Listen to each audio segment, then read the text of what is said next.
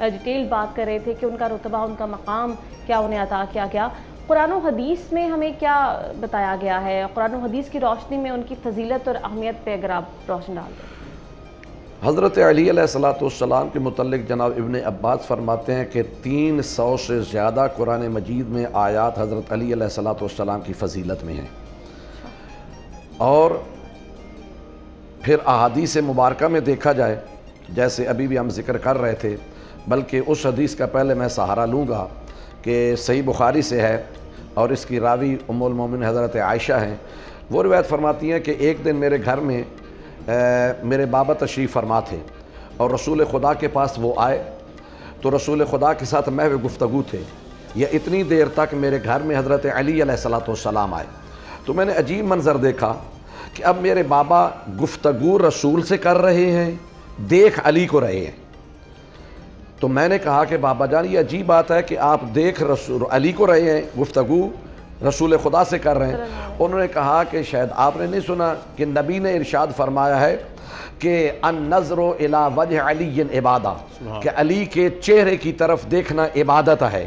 انہوں نے کہا میں ایک وقت میں 2 کام کر رہا ہوں، رسول کی بات سن رہا ہوں اور علی کے چہرے کو دیکھ کر اللہ کی عبادت کر رہا ہوں۔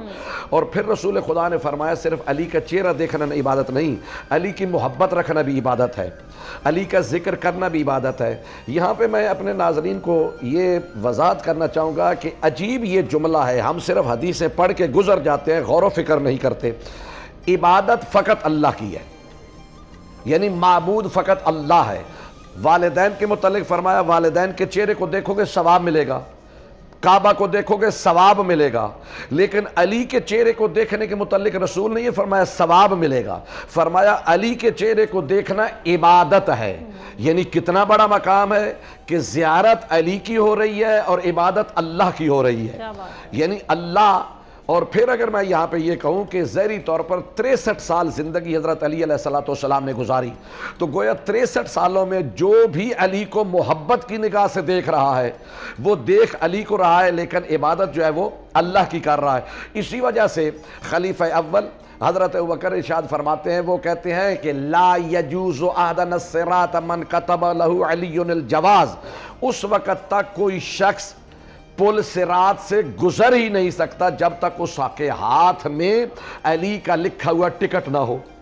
اور پھر ہم دیکھتے ہیں کہ حضرت امام حسن علیہ السلام کے ساتھ جناب عبداللہ ابن عمر خلیفہ ثانی کے بیٹے الجھے، اور انہوں نے اسے کہا کہ چپ ہو جاؤ میرے غلام زادے۔ وہ بھاگتے ہوئے اپنے باپ کے پاس گئے کیونکہ خلیفہ وقت تھے۔ انہوں نے کہا کہ حسن نے تو میری توہین کر دی، مجھے انہوں نے اپنے نوکر کا بیٹا کہہ دیا۔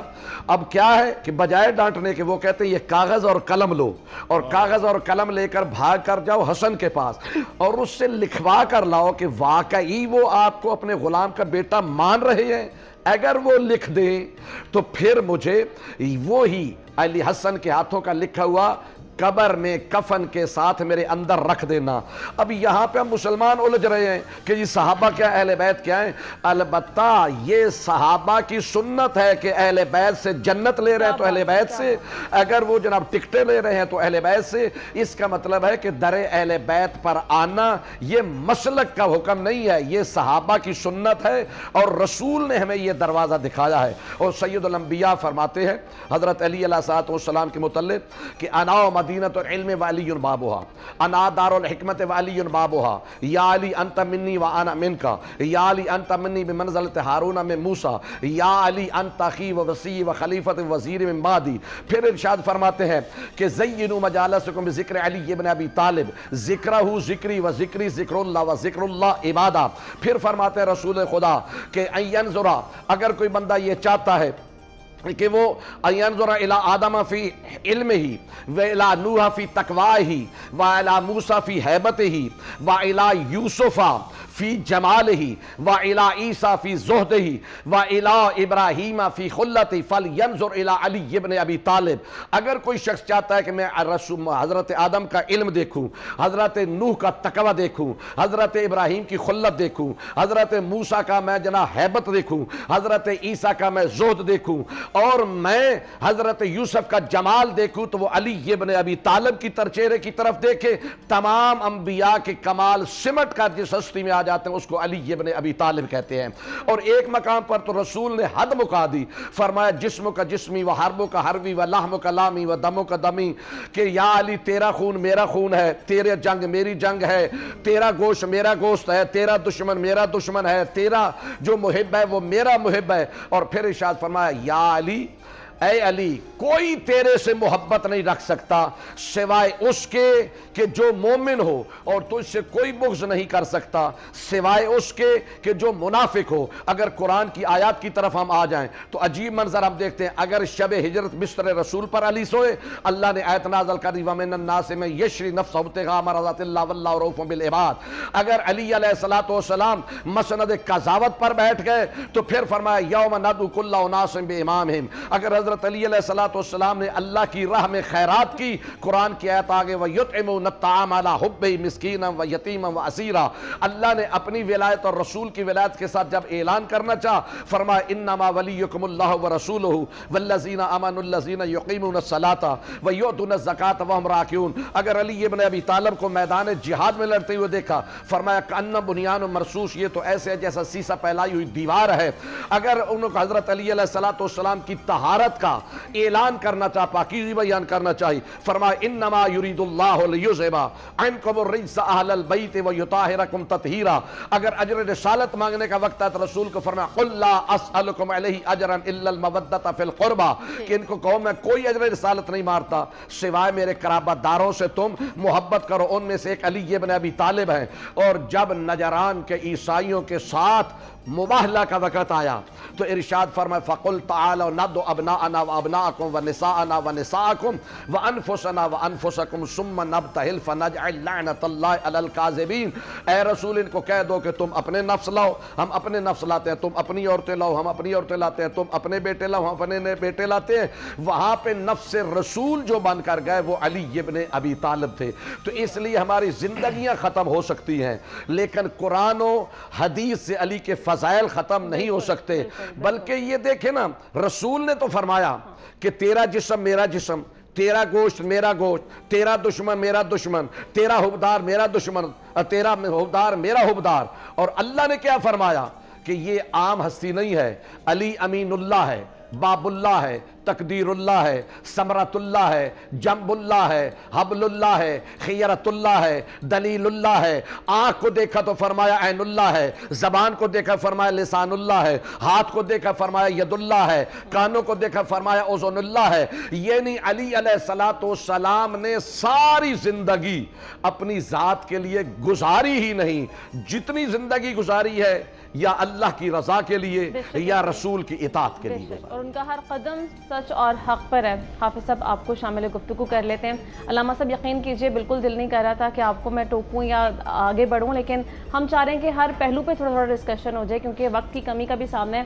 حافظ صاحب آپ اگر ان کی طرز حکمرانی پر تھوڑی روشنی ڈال دیجئے۔ ویسے تو نبی کریم صلی اللہ علیہ وآلہ وسلم نے چاروں خلفائے راشدین کو ہماری رہنمائی کے لیے ہی مقرر فرمایا تھا، لیکن آج ہم خصوصی طور پر مولا علی کی بات کریں تو ان کا جو دور خلافت تھا وہ کیسا تھا؟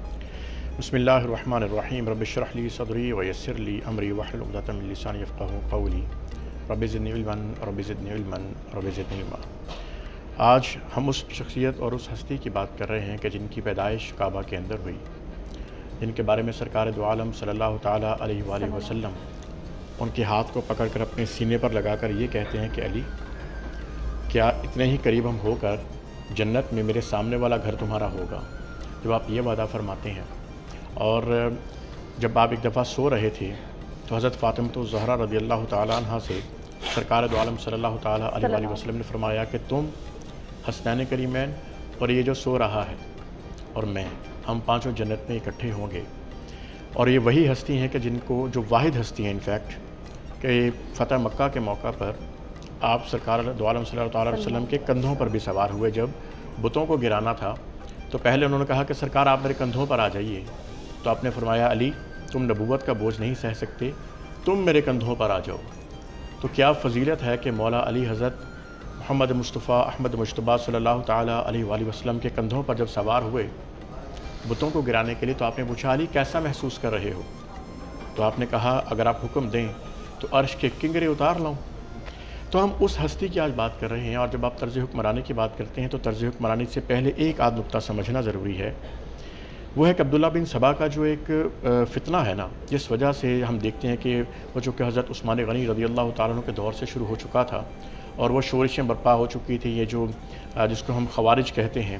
اور حسنین کریمین جو ہیں وہ چونکہ ان کے دروازے پر حفاظت کے لیے بھی مامور تھے. اگر آپ یہ دیکھیے کہ جنوب مشرقی علاقہ بنتا ہے, جنوب مغربی علاقہ بنتا ہے معذرت, کہ جہاں پر جو یمن والی سائڈ پر ہے, تو یہ بنو تمیم ایک قبیلہ تھا.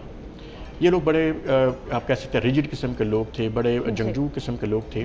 تو ان کی بھی کڑیاں یہیں سے ملتی ہیں, اور وہی لوگ ملوث بھی تھے. بعد میں جب آپ کو پتہ ہے کہ مسلمہ کذاب سے شروع ہو جائیے کہ جس نے نبوت کا دعویٰ کیا سرکار کی زندگی میں, اور اس کے بعد جو ہے وہ حضرت عثمان غنی رضی اللہ تعالیٰ عنہ کا جو شہادت ہے, اور مولا علی کی جو شہادت ہے, اس میں بھی یہی لوگ موجود تھے.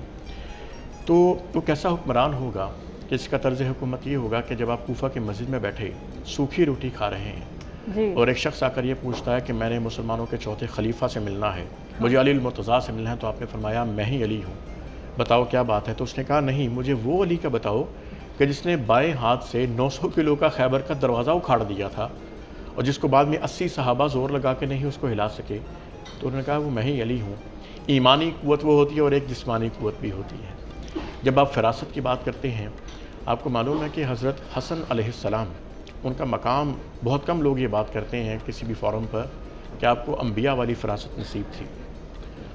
اس دنیا میں, اس تاریخ میں سب سے مظلوم شخصیت اگر کوئی ہے نا, تو وہ مولا علی کی زندگی ہے.